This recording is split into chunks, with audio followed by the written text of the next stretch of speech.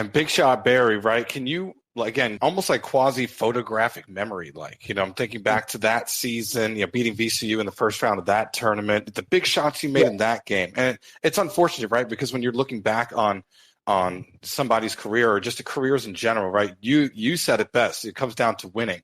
And what hurts me the most about that is that, it's almost like we lose such great games from you and Aubrey against Duke. But even before that, leading up to that, are there particular shots that you think about, right? Valentine's Day, the love possibly from the crowd, or the anti-Valentine's Day on the road. Can you walk us through some of your favorite shots you took with the nickname Big Shot Barry? It's probably three. I'm sure a lot of people think, Duke was the best basketball game I played in at UCF, but it actually isn't. Illinois State, we played them in the round of 16 in the NIT, my sophomore year. And that season, Illinois State had the best team in the NIT. They really did. That team went 29-4 in the regular season. They were coming out of the Ohio Valley Conference, and they lost in their conference championship to Wichita State, who had a couple future pros on their team. Illinois State had won the regular season. They had beat Wichita State during the regular season, but coming out of one of those leagues, you have to win your conference tournament to get that automatic bid, essentially no matter how good your record is. So they lost in their conference championship, and they didn't get in. So they were the foregone conclusion favorite to get in. To win the NIT. And their entire fan base, the Illinois State Redbirds, were all locked in and they were all excited on this team. They were a senior-laden group.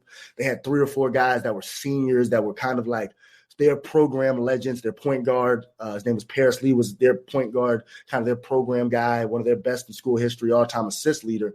And these guys were supposed to finish out their career, man, with an NIT championship. And that was the loudest building I ever been in. They jumped out on us like 19-5. We were down big. It was the only time I've ever been on the court, man. I looked at the guys like, yeah, guys, I don't know about this one. Damn, 19-5. Yeah, I'd be saying the same. Well, it was like everything was going their way, and it was like they were supposed to go on and win. And as a player, people don't know this, but you have those doubts. Even when you're the ultimate competitor, you think you can come back and win anything. And trust me, I'm the ultimate competitor. You do have those moments where you're like, yeah, this is getting a little crazy. It's like 23-7, and their fans are just going nuts. So then we kind of go into halftime down about 15, man, and I'll never forget it. Coach Dawkins comes in the locker room, and, we're all in there like we're up here in wherever Illinois State is in Illinois. It was like just pastures of land. It wasn't really any much out there. We were all like, yeah, it looks like we have to get up out of here and get back to Orlando, for the younger guys, get ready for next season. And Coach Dawkins came in the locker room, man, and he looked at me in a way that was like so disgusted. He was just like, man – BJ, he looked at the assistants, he looked back at me, and he said, I thought you were a better player than this. Wow. Jeez. This is the end of my sophomore year. It was all conference, 18 points a game. He said, I just thought you had more in the tank than this. Maybe I was wrong. Coach, I guess I was wrong. I thought this guy was something that clearly he's just, it's fine. It's fine. Guys, just you want to go out there and, you want to let them have their way, let them have their way. And, man, when I tell you that sparked a fire inside of me like never before when he told me I wasn't the player, I don't think I spoke to him the entire second half. I was so mad that I just wanted to prove to him what I was capable of. And he as a good coach does, as a great motivator does, he really was able to get under my skin and get the best out of me with that one little line that he said. And I went on to, I think, I maybe had 19 or 20 points in the second half, man.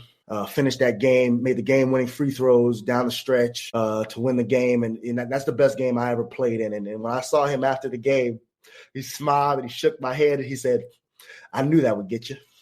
I knew it. He got you. Oh, man, he had me, man. He reverse psychology the heck out of me. He had me going. But that's what a great coach does. A great coach, it's not always encouragement and this and that. Sometimes you have to figure out the way to get the best out of your players. So definitely that one